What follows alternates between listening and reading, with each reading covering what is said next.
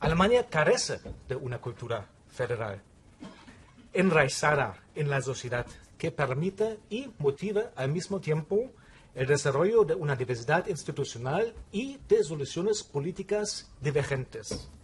En ese sentido, entre los países federales, la República Federal representa un caso muy singular. Es ampliamente conocida la frase de que Alemania es un Estado federal sin federalistas. La ausencia de una cultura federal en la sociedad se ha quedado evidenciada en numerosas encuestas. La mayoría de los ciudadanos alemanes percibe el federalismo como un complicado instrumento para gobernar y que produce resultados poco claros. Existe una clara preferencia entre los ciudadanos hacia condiciones de vida equivalentes o uniformes en Alemania. En ese sentido, los ciudadanos se expresan contrario a una mayor autonomía de los Länder, porque esto podría provocar, al final a cabo, políticas públicas divergentes. Sí existe una cultura federal institucionalizada que nace de la propia estructura constitucional federal y de la práctica del gobierno. Como saben, la ley fundamental incorpora la concepción del Bundesstaat como cláusula de intangibilidad. El artículo 79, parágrafo 3 de la ley fundamental determina: no está permitida ninguna modificación de la presente ley fundamental que afecte la organización del Estado federal en Länder y el principio de la participación de los Länder en la legislación. Por ello, la federación ha de buscar permanentemente el entendimiento con todos los Länder y estos han de tomar en consideración también los intereses del Bund y de los otros Länder.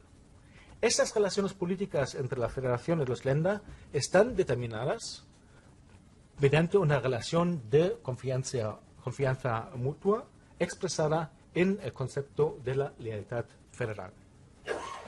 Ambos elementos que he mencionado son representados también en los rasgos esenciales del federalismo alemán. En primer lugar, el Estado federal alemán se caracteriza por ser un federalismo ejecutivo, como saben. Tanto porque el órgano representativo de los Länder a nivel federal, el Bundesrat, se compone de los miembros de los gobiernos de los Länder. Pero también porque las competencias ejecutivas de los Länder superan ampliamente sus competencias legislativas, ya que ejecutan no solo sus propias leyes, sino también las leyes federales.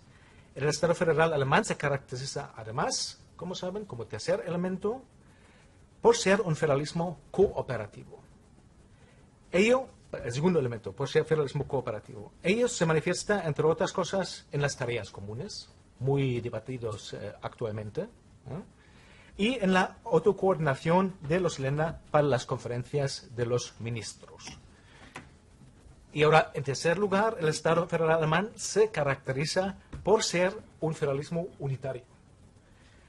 A la distribución de las competencias orientada hacia la consecución de condiciones de vida equivalentes, se deben añadir también los instrumentos de nuevo de autocoordinación de los Länder que refuerzan este elemento de federalismo unitario, pero también se incluyen la cooperación entre los Länder a través de convenios.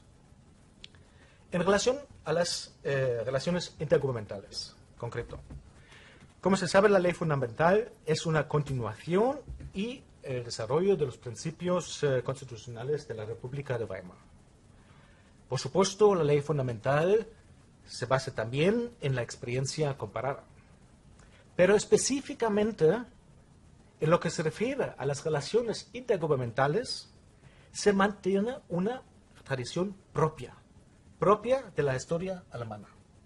En ese sentido, se argumenta que los verdaderos antecesores de esas relaciones intergubernamentales son el Bundesrat del Imperio de 1871 y el Reichsrat de la República de Weimar.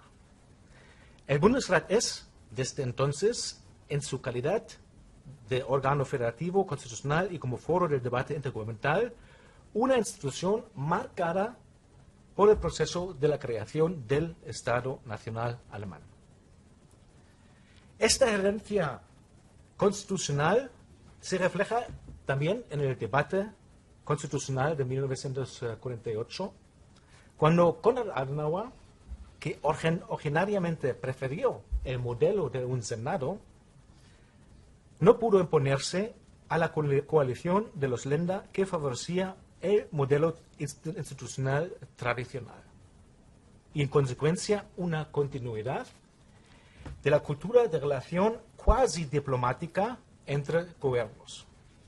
No obstante, el Bundesrat en su configuración, como saben, actual no es una Cámara de los Länder o un órgano de los Länder. El Bundesrat es un órgano constitucional del Estado federal que ejerce exclusivamente competencias federales. Los miembros del Bundesrat tienen, por lo tanto, una doble función, representan el Land y eso es importante, simultáneamente la federación.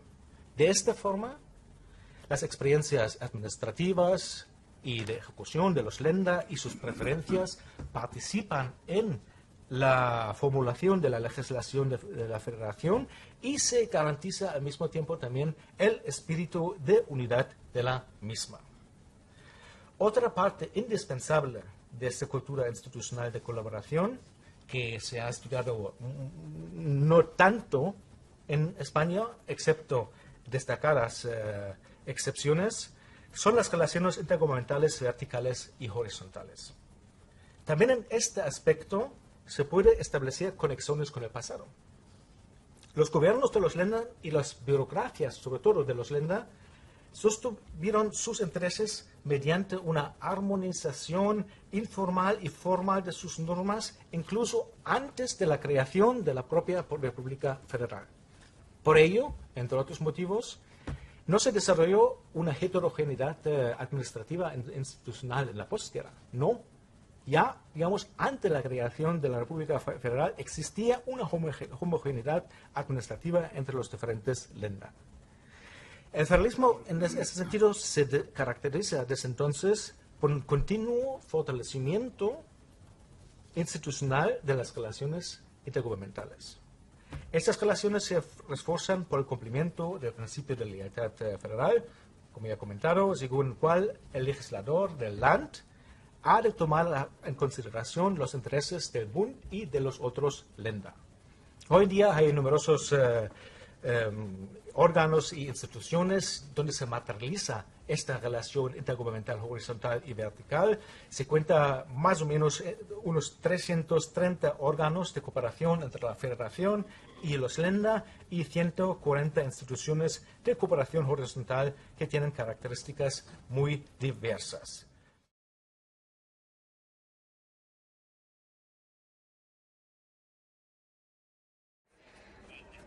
Evidentemente hay cosas que no tienen explicación en temas de federaciones, en este concepto de cultura política federal, pero creo que es muy útil en cualquier caso intentar especificar lo que significa.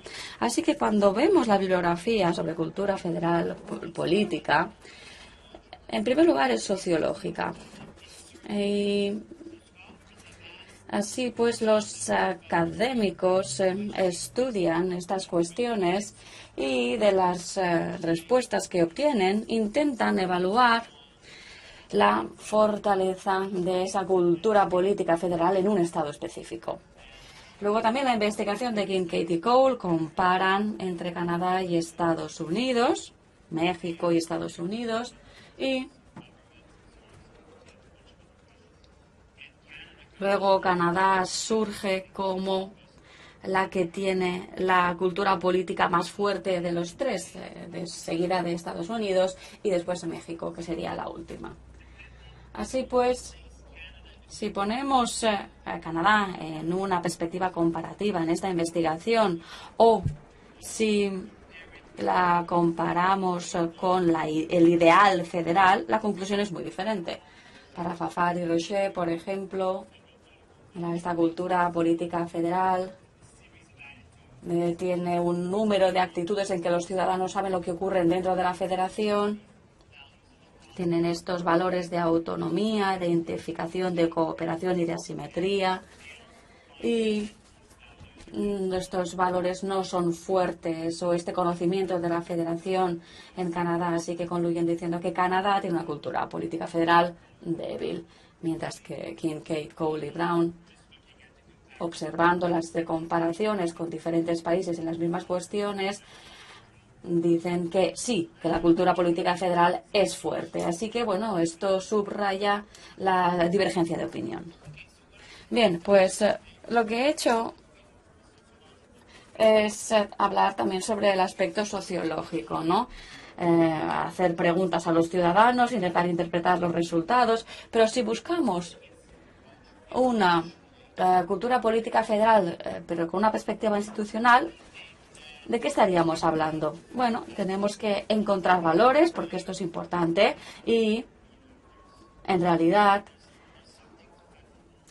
en la cultura política federal, tal y como indica el término, nos habla de las actitudes y de los valores.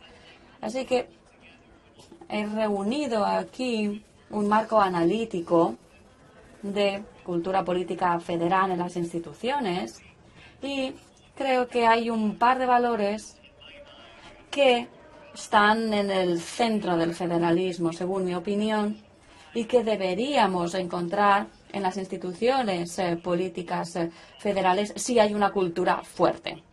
En primer lugar sería el valor de la autonomía, del autogobierno. Sabemos que el federalismo está basado en una combinación de autogobierno y de tareas compartidas. Y sabemos que esto muestra que hay una cultura política federal, el autogobierno, y luego también el valor de la diversidad. El reconocer que existe una comunidad nacional minoritaria y este reconocimiento en el sistema federal que sea patente y también de forma generalizada, esto muestra una cultura política federal fuerte. Así pues, podemos coger estos valores y buscarlos.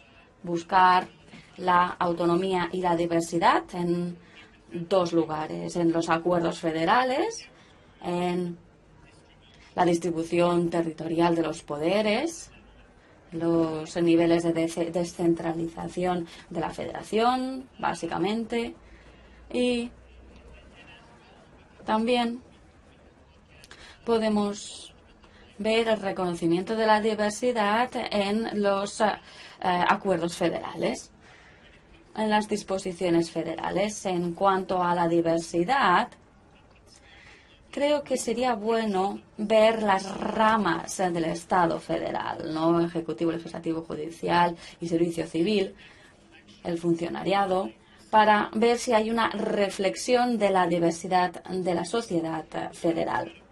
Hay algunas asimetrías en cuanto a políticas en la Federación de Canadá que muestran esta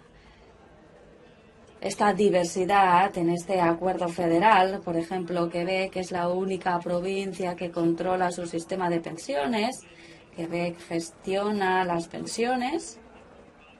Es la provincia que hace mucho por la inmigración, porque el gobierno de Quebec evidentemente se ha preocupado de atraer inmigrantes que hablen francés, con un acuerdo hace 40 años con el gobierno federal sobre selección de inmigrantes que se ha replicado en otras provincias también, con algunas necesidades económicas específicas relativas a la inmigración. Así pues, Quebec tiene su propia potestad en cuanto a inmigración y también a la formación en el mercado laboral. Así pues, hay una cierta asimetría en la Federación canadiense. Y, por lo tanto, si observamos la diversidad y los acuerdos federales, podemos argumentar que en esta categoría específica no es muy fuerte la cultura política. Y en función de las ramas del Estado, si vemos la diversidad, y aquí me voy a centrar en Quebec, está representada en diferentes ramas del Estado y creo que vemos una cultura política federal bastante fuerte. Por ejemplo, en la rama ejecutiva. La rama ejecutiva en las democracias contemporáneas es la rama más importante del Estado. Y creo que una cosa que no se ha dicho lo suficiente sobre Canadá y Quebec es la importancia del hecho de que la postura del primer ministro. Mañana voy a hablar aquí también sobre el gobierno parlamentario en Canadá y voy a argumentar que la postura del primer ministro es la más poderosa en cualquier democracia liberal. Así pues es una postura muy importante, un cargo, un puesto muy importante, ¿no? Y también los miembros del Parlamento, los parlamentarios, los diputados que vienen del Quebec. Quebec estaría sobre representado. Y creo que esto es muy importante, algo que no vemos en otros estados multinacionales. Y una razón es la importancia del bilingüismo oficial que entró en vigor a finales de los 60 y que ha forzado a los líderes políticos a hablar un poco de francés, ¿no? Y evidentemente los quebequenses, siendo una minoría francófona en relación con los anglófonos, les da a los quebequenses una ventaja a nivel federal, podríamos argumentar. Así que los quebequenses normalmente siempre han sido el primer ministro, el cargo de primer ministro, también con representación en los jefes de Estado, en las relaciones intergubernamentales. Pueden ir a las Naciones Unidas a Nueva York, todos los canadienses son quebequenses allí, y por lo tanto hay ese tipo de representación y el poder que conlleva la representación. Y de forma más simbólica, en un cargo más simbólico, el puesto de gobernador general, Elizabeth la segunda, Isabel II, alterna entre un angloparlante y un francoparlante. Luego, la Ejecutiva Federal está muy estructurada por la diversidad, no solamente representando esta diversidad, sino que está estructurada por ella, ¿no? Francés, inglés, reflejando la diversidad francés-inglés. Si vemos la rama legislativa, la diversidad no es tan visible. En la Cámara de Comunes está representada en función de la población de las provincias, aunque se presta atención a la representación quebequense. Algunas provincias están infrarrepresentadas en la Cámara, como por ejemplo Ontario, que es la más grande. Algunas de las pequeñas también, como por ejemplo Prince Edward Island. Y políticamente, Quebec no puede estar nunca infrarrepresentada en la Cámara de Comunes, aunque sea un 0,1%. Esto nunca va a ocurrir. Los políticos, cuando se renovó la Cámara, lo reflejaron esto en los escaños en British Columbia, en Ontario, en Alberta, para dar 3 escaños más, porque si no lo hubieran hecho, hubiera significado que había una infrarrepresentación, no porque aumentara la población, ¿no? Y el Senado no tiene mucho poder, representa las regiones, no lo hace muy bien en cualquier caso, es una institución muy débil desde el punto de vista legislativo.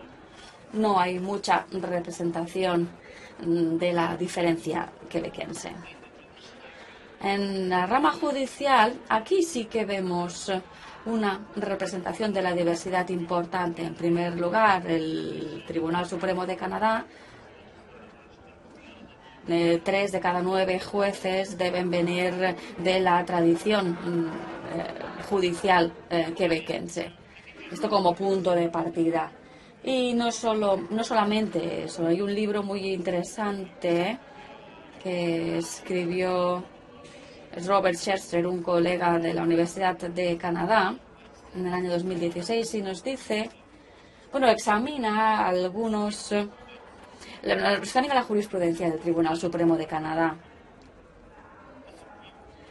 Y el Tribunal Supremo tiene una visión matizada, ¿no?, del país, no entiende Canadá como una cosa totalmente holística, ¿no? Y da lugar a entender a las provincias, a las diferentes provincias, a los aborígenes, etcétera.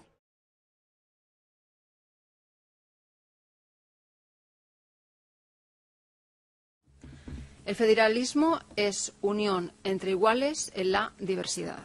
Esto es uno de los lemas del federalismo. El federalismo, sobre todo, expresa la voluntad de estar y de mantenerse unidos. En el Estado autonómico, y esto lo ha avanzado ya antes el profesor Alberto López Gasaguren, el Estado autonómico surge para dar salida a dos reivindicaciones que son el País Vasco y Cataluña. Y eso ha marcado y marca la atalaya de la organización territorial, que son las relaciones de cooperación intergubernamentales. El bilateralismo es una especificidad del Estado autonómico, las estructuras bilaterales, las comisiones bilaterales, que no existen y que no tienen parangón en el derecho comparado. El bilateralismo formalizado en estructuras de cooperación estables, con más o menos funcionamiento, y tendencias secesionistas que no existen en otros federalismos centroeuropeos no son factores que hayan ayudado a consolidar una cultura federal similar a esos federalismos. Segundo, el federalismo es cogobierno. El poder en un Estado federal tiene una estética, tiene una visibilidad y una visualización. Y una de las formas de esa estética son las relaciones intergubernamentales. El análisis de este tipo de relaciones nos da muchísima información sobre la cultura que hay sobre la distribución territorial del poder en un Estado. Cuando se examinan esas relaciones, hay dos dimensiones: las estructuras y las dinámicas. En España no tenemos ni estructuras ni dinámicas similares a los países que hemos mencionado. Para empezar, en cuanto a las estructuras, ¿qué sorprendería a un espectador externo, un espectador extranjero? Nosotros no tenemos una conferencia de presidentes, ni estable vertical, ni inexistente horizontal. Que no exista un foro de visualización del poder político al más alto nivel, esto es sorpresivo. Suiza es federal. Nadie duda de que Suiza sea un Estado federal y hasta 1993 no tuvieron una conferencia de gobiernos cantonales. Se puede funcionar, pero es un actor importante y así lo acredita precisamente la experiencia helvética, que ha sido necesario crearlo y una vez que aparece es fundamental en un funcionamiento de un federalismo secular como es el federalismo helvético. Las comisiones bilaterales, ya lo he dicho, no tienen parangón en el derecho comparado.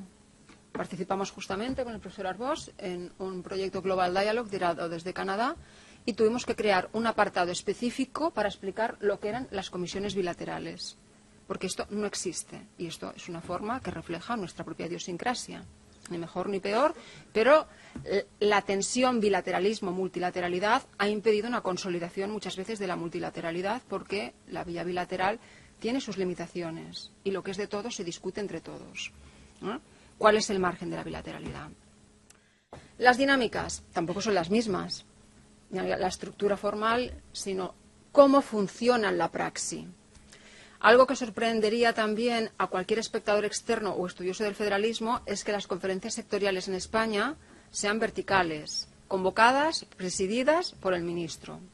Esto lo regula el derecho y esto lo ha ratificado el Tribunal Constitucional desde hace muchísimos años.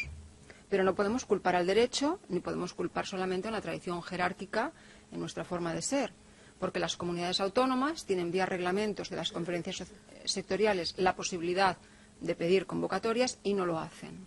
Es un tema de actitud, de voluntad, no del derecho. No culpemos al derecho. Tercero, el federalismo es horizontalidad.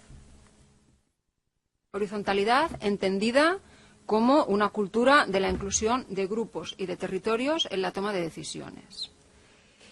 Y por último, el tema no solamente de la movilidad, que me parece fundamental en la función pública para la consecución de una cultura sobre la distribución territorial del poder político, sino también asumir que en España tenemos un problema de aceptación de la diversidad.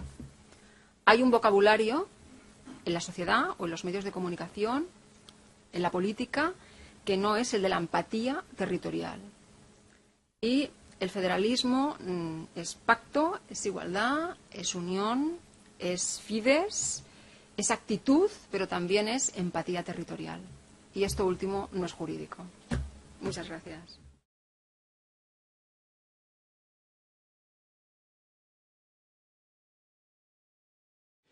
Pero quiero empezar por esta referencia y aclarar que, desde mi punto de vista, las definiciones clásicas que aquí se han evocado de cultura federal han tomado cuerpo precisamente a partir de estados federales existentes y además con una característica que creo que es relevante. No puede ser lo mismo la cultura federal en un estado en que la federación es el resultado de la agregación, el coming together, que en un estado en el cual la federación o la descentralización política es el resultado de la voluntad de mantener la unidad, el federalismo del holding together. Y probablemente el peso de la cultura pro-federación se da por supuesta en los procesos que simbólicamente se presentan como agregación y coming together, y en cambio es más bien el resultado de la experiencia institucionalizada de la federación. Pero no voy a entretenerme en este punto. Quiero empezar con dos anécdotas que me parecen relevantes de lo que pudo haber sido y no fue. En un prólogo que escribe John Hamilton a los Federalist Papers, uno de cuyos autores fue su padre, Alexander Hamilton, describe una anécdota para hablar de la proyección que tenía su libro. Y describe la situación en la Francia de 1791-1792 y dice que en aquel contexto Talleyrand se acercó al representante, al embajador español, el duque de Aranda, y le dijo, mostrándole la traducción al francés de los Federalist Papers, lisez, lisez. Uno se queda con la idea de lo que hubiera podido ser en nuestro país si el conde de Aranda y tantos otros que tenían influencia en la corte y que la habían tenido en la corte de Carlos III hubieran leído aquello y se lo hubieran creído. Avancemos un poco más al momento fundacional de nuestro constitucionalismo. Estamos en la guerra de independencia contra el invasor francés. Y entonces hay un señor catalán que escribe un panfleto, Centinela contra franceses, copiado, tal vez alguien esta investigación de las reflexiones sobre la Revolución Francesa de Edmund Burke, y dice, ¿quiénes nos invaden? Y dice, ya no hay bretones, normandos, provenzales, todos son como ovejas bajo el bastón de un rabadán imperial, el emperador. Y en cambio dice, ¿qué somos nosotros? Catalanes, andaluces, gallegos, castellanos, pequeñas naciones que forman una gran nación que se opone al invasor. Este señor, que fue el padre de esa idea hoy aparentemente exótica de la nación de naciones, poco después, ya en su tesitura, se ha aprobado la Constitución y en su tesitura de diputado, reprende a unos diputados que habían cometido a su juicio un error respecto a la ortodoxia. Y es que habían presentado una petición firmándolo como diputados de Aragón. El cielo se abrió y les recriminó severamente. Ustedes no son diputados de Aragón, aquí no hay diputados de Aragón, de Cataluña, de Andalucía. Aquí todos son diputados, en todo caso, por Aragón, por Andalucía, porque todos están representando a la nación. Fíjense la diferencia. Y este es el elemento fundador. El sistema de legitimación del poder que viene de la Constitución del 12 es sobre la base de la soberanía nacional, única. Y es evidentemente un elemento distorsionador, aunque solo sea en los nombres, el dar una dimensión plural a esa idea de nación que es el sujeto único de la legitimación. A partir de ahí, como saben ustedes muy bien, la Constitución de Cádiz promueve el establecimiento de llamadas cátedras de Constitución para difundir la idea de Constitución en las escuelas. Y el abuelo de nuestra disciplina, Ramón Salas, en sus lecciones de la Constitución, previene contra el federalismo. En los debates sobre la Constitución ya hay rechazo a la idea. No, ni particularismos ni federalismos. Es a lo que nos llevaría esa idea de diputados de tal o cual sitio. Ramón Salas dice que los Estados europeos no se pueden permitir la federación porque es algo que los debilita en las guerras que puedan tener. Es decir, en el inicio lo que nos encontramos es una hostilidad hacia el federalismo. ¿Qué es lo que sigue? Y lo que sigue es muy importante porque la historia de la educación universitaria, y en particular de los estudios de Derecho, durante muchas décadas, en el siglo XIX, se ha formado mediante planes de estudio comunes que además recomendaban e imponían un particular manual.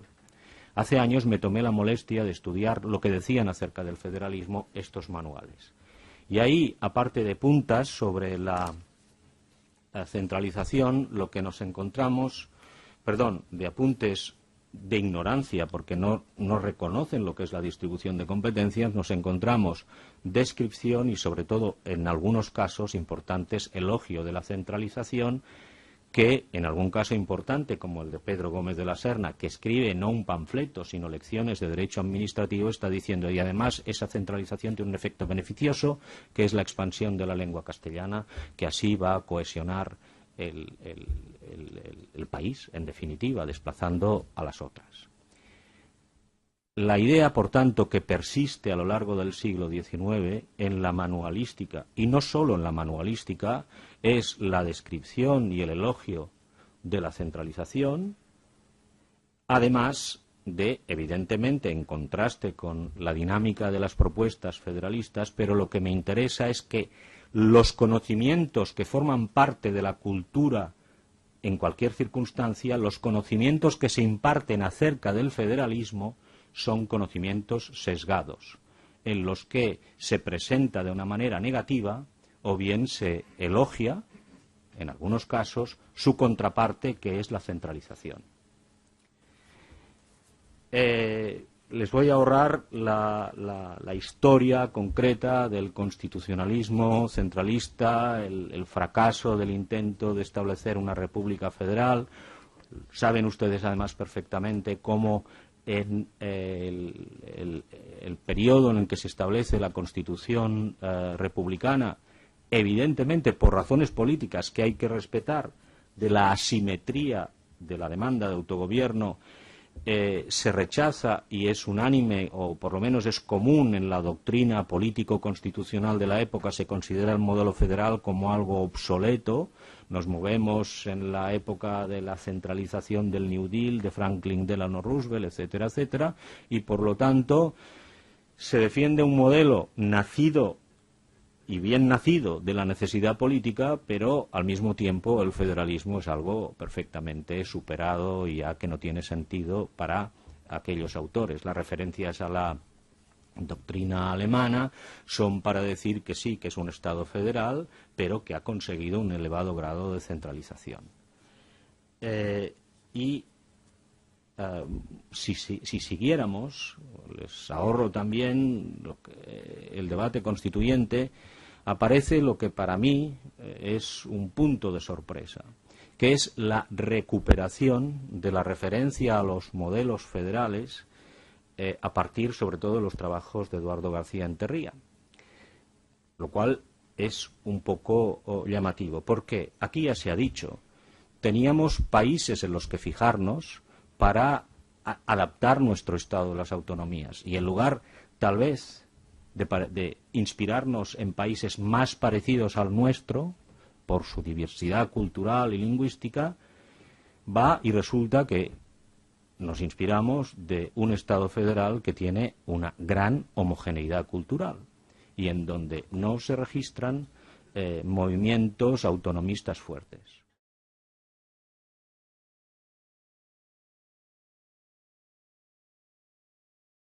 La cultura federal suele aparecer en los estudios tradicionales como algo más bien implícito, que pone de manifiesto que a pesar de que no le hayamos prestado una atención directa, sin embargo, tienen un efecto práctico importante.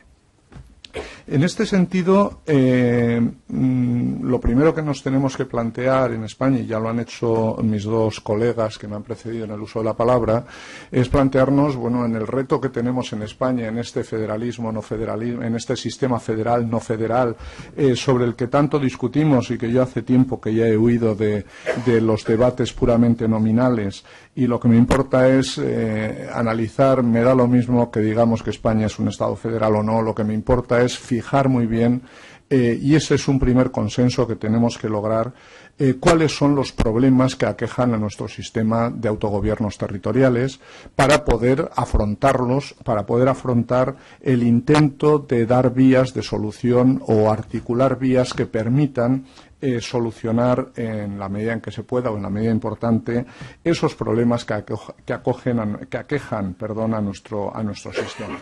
Y es evidente que con la historia que tiene nuestro sistema de autogobiernos territoriales es difícil imaginarse que no tuviésemos un importantísimo déficit de cultura federal.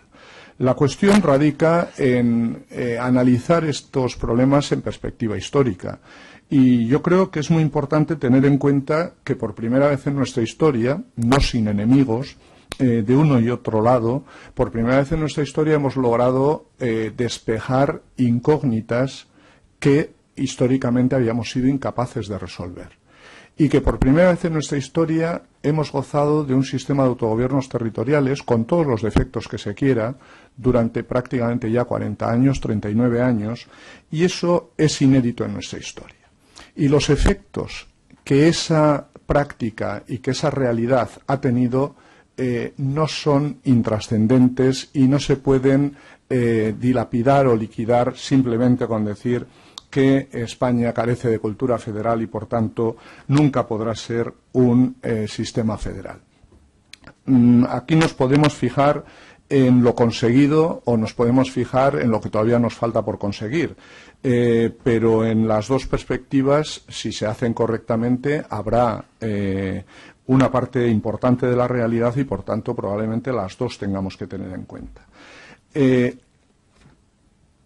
Como he señalado antes en la pregunta que le he hecho sobre todo a André Lecour, estamos acostumbrados, sobre todo quienes vivimos en el País Vasco y en Cataluña, estamos acostumbrados a aquellos que permanentemente están buscando los defectos del sistema para descalificarlo de forma global. Y en ese sentido creo que lo que hemos conseguido hasta ahora en estos 39 años nos tiene que animar a que si hemos conseguido despejar esas incógnitas históricas que no se pudieron despejar en 1931 y que condicionaron por esa razón de forma tan importante la Constitución de 1978 en el título octavo y que son precisamente o la consecuencia de esa regulación, una vez despejadas esas incógnitas, es lo que nos plantea ahora nuevos retos que son los que tendrían que plantearse en un debate sobre la reforma constitucional. Yo creo que eso nos debe dar ánimos para decir, bueno, si hemos conseguido por primera vez en nuestra historia resolver estos problemas, ¿por qué no vamos a ser capaces de seguir resolviendo los problemas que el desarrollo del sistema nos está planteando encima de la mesa? De todas formas, yo creo, no sé si alguno lo discutirá, yo creo que es bastante indiscutible. En España nuestra historia nos ha demostrado ya de forma suficientemente clara que un sistema democrático sólido y saludable está indisolublemente unido a un sólido sistema de autogobiernos territoriales. Quienes plantean la reasunción de competencias en materia policial, en materia de educación, etcétera, etcétera, están abogando por la crisis, por el fracaso del sistema democrático en España. En este sentido, la lucha por la mejora y por la mejora de los sistemas de autogobiernos territoriales es también una lucha por la solidez del sistema democrático en España. Estamos acostumbrados a que, por una parte, no se hagan reformas o se tenga un pánico absoluto a afrontar la reforma constitucional en España, o a que cuando se hagan sin ningún debate, con nocturnidad, etcétera, etcétera. Un proceso de reforma constitucional debe ser afrontado con la vista puesta en un largo periodo, con un profundo debate, con mucho trabajo, y es ahí la ocasión, yo creo, ineludible para afrontar qué exigencias tendría nuestro sistema de autogobiernos territoriales desde el punto de vista de la cultura federal y del reforzamiento de los principios y valores federales. Cuando hablamos de principios y valores, en ciertos sectores jurídicos o de juristas suelen estar un poco menospreciados, por decirlo de alguna forma, porque se considera que normalmente tienen pocos efectos prácticos. Yo discrepo de esta idea. Lo que ocurre es que los valores que se asientan o que están en la base de los sistemas federales, aquello que Michael Borges llamaba el espíritu de las federaciones, sin las cuales éstas no pueden tener un desarrollo saludable, tienen efectos prácticos. Lo que ocurre es que los efectos prácticos de esos principios solo suelen ser cuando el principio se rompe, es decir, cuando el principio se pone en crisis. Se suele hacer entre nosotros, sobre todo, hincapié casi obsesivo en la Federal Loyalty o Bundestreue, la lealtad federal exigible a los territorios. Y es evidente, y esta es una de las flaquezas que tiene nuestro discurso frente a quienes lo atacan desde la vertiente antifederalista o antifederal, se suele decir que es imposible un sistema federal en España en la medida en que los partidos nacionalistas nunca van a tener lealtad al sistema. Y esto es, sin duda alguna, un reto muy importante. Un reto muy importante en el que tenemos dos posibles actitudes. Es decir, como los nacionalistas nunca van a ser leales al sistema, tenemos que bajar la persiana y no será posible un sistema. Tenemos que renunciar a la posibilidad de un sistema federal, un sistema de profundos autogobiernos territoriales en España. Con lo que acabo de decir hace un momento, es evidente que me parece una opción suicida, en la medida en que el propio sistema democrático se pondría en juego. Yo quizás porque convivo con el nacionalismo, es más, procedo en mi juventud del nacionalismo y lo conozco bastante bien, creo que hay que ser terriblemente pragmáticos. Es decir, tenemos, con las dificultades enormes o crecientes que ello plantea, creo que tenemos que asumir el reto de profundizar y de consolidar fuertemente el sistema de autogobiernos territoriales, aún asumiendo que posiblemente en este viaje no vamos a contar nunca, no ya con la lealtad de los partidos nacionalistas, sino incluso con su deslealtad manifiesta. Porque es un objetivo que es puramente egoísta, es un objetivo en interés propio, porque en caso contrario estaríamos renunciando a quizás las pocas posibilidades que tenemos de consolidar un profundo sistema democrático en España. Por tanto, ese es un elemento con el que probablemente tengamos que contar si queremos seguir adelante. Eso no quiere decir que el principio de lealtad federal carezca de consecuencias. Como se pone de manifiesto, aunque es verdad que en otros sistemas federales, en otras federaciones, en las que eso no se suele poner en entredicho de forma continuada y habitual, el principio de lealtad federal solo acaba teniendo efectos prácticos o consecuencias prácticas ocasionalmente cuando ese principio de lealtad se rompe en la práctica. Quizás entre nosotros ese principio de lealtad federal acabe teniendo consecuencias más, digamos, cotidianas, entre comillas.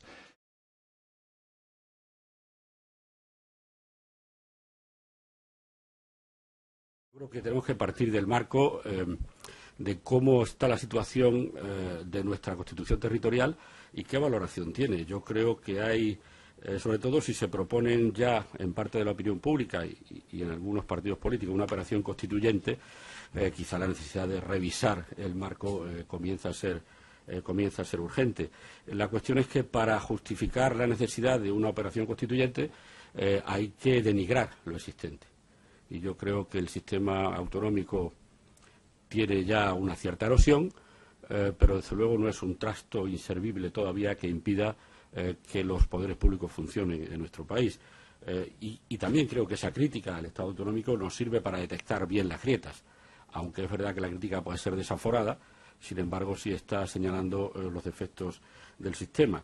El problema es que está dando del otro lado lugar a una reacción simplista, pero que comienza a ganar espacio en la opinión pública, algunos lo habéis dicho, puesto que algunas de las argumentaciones intelectuales para superar este Estado autonómico provienen del mundo nacionalista.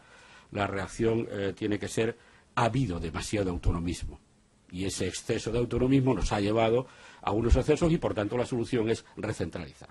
Y algunos lo habéis dicho, se están planteando cuestiones, Alberto lo ha dicho, se están planteando cuestiones francamente marcianas, ¿no?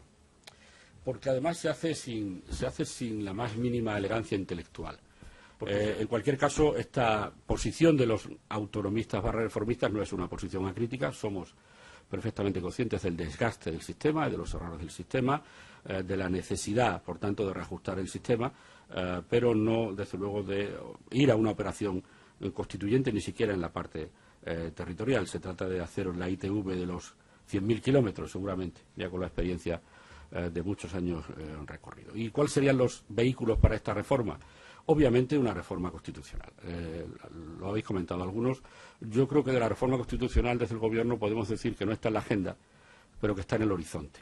Es decir, obviamente no hay condiciones políticas, lo ha dicho Cesario, por diferencias estratégicas importantes entre los partidos, no hay condiciones, no ya para culminar, tampoco para empezar una reforma constitucional de mediano calado, lo cual nos tiene que llevar a una posición que no sea dejar el asunto, sino no hacer nada que pueda dificultar la aparición de una ventana política de oportunidad y no hacer nada que pueda dificultar el contenido de una eventual reforma constitucional profunda si se produce esa ventana de oportunidad. Es decir, no está en la agenda, pero la agenda tiene que estar influida para no hacer nada que pueda dificultar conseguir ese objetivo. Bueno, y entre tanto, ¿qué hacemos con el sistema autonómico? Yo lo he dicho en algunos ámbitos académicos, de colegas, pues hay que introducir reformas que no sean de rango constitucional y obviamente muchas de esas reformas o mecanismos o sistemas serán de inspiración federal. La cultura federal, y ha sido lo que ha sobrevolado la intervención, varias intervenciones, es algo que segrega a un sistema federal con su funcionamiento.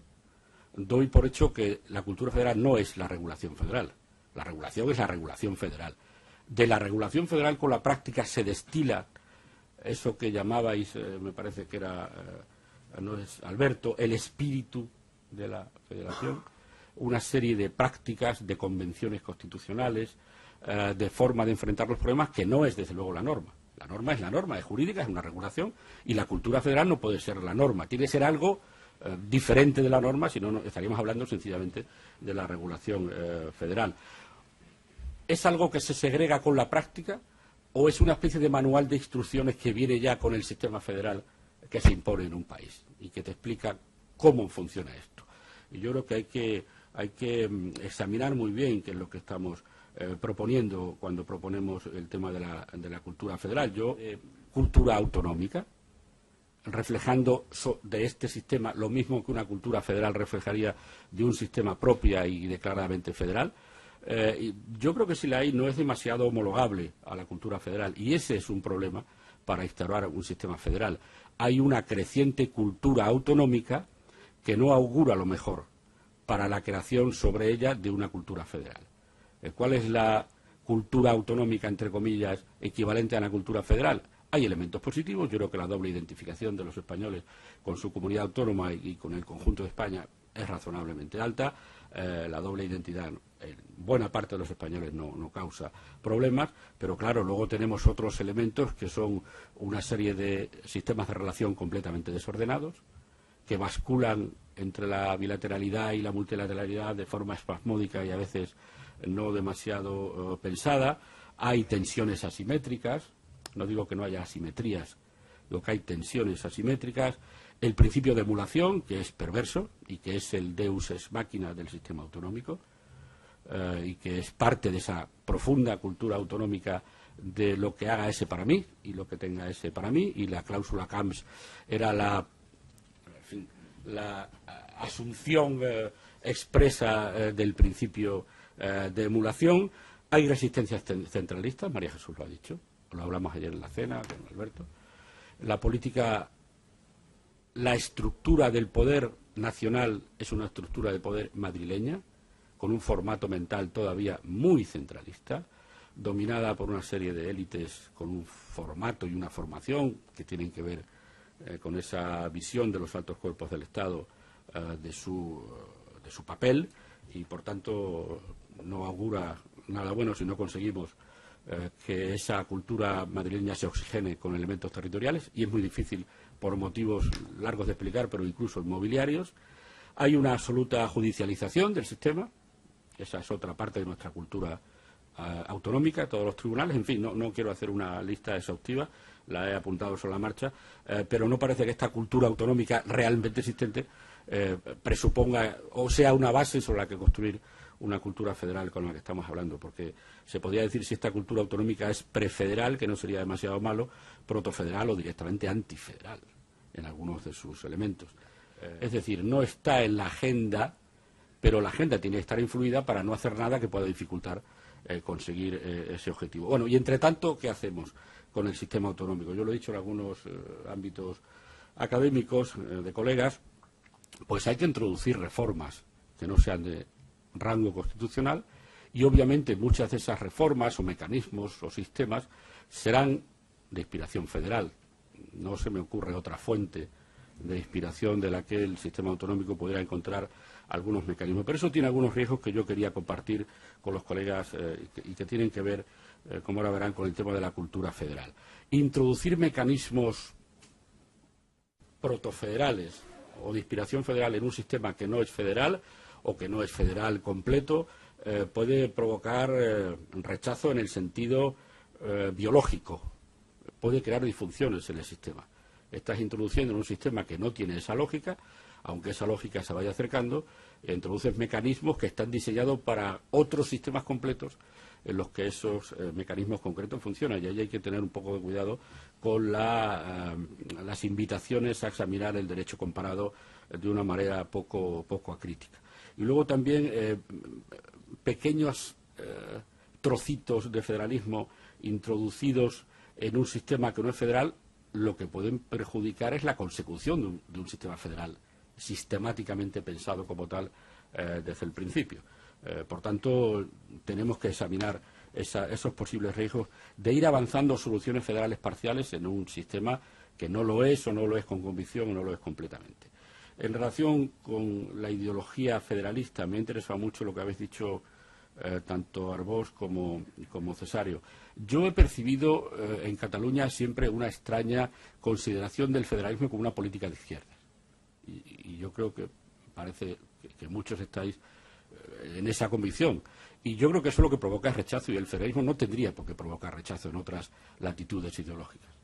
Aquí se ha convertido el federalismo casi en un modelo de sociedad. Y no lo es. Es un sistema de distribución del poder que le sirve a la señora Merkel y le sirve a otro tipo de fórmulas políticas. No es un modelo para una sociedad, es un modelo para el Estado y para el ejercicio del poder.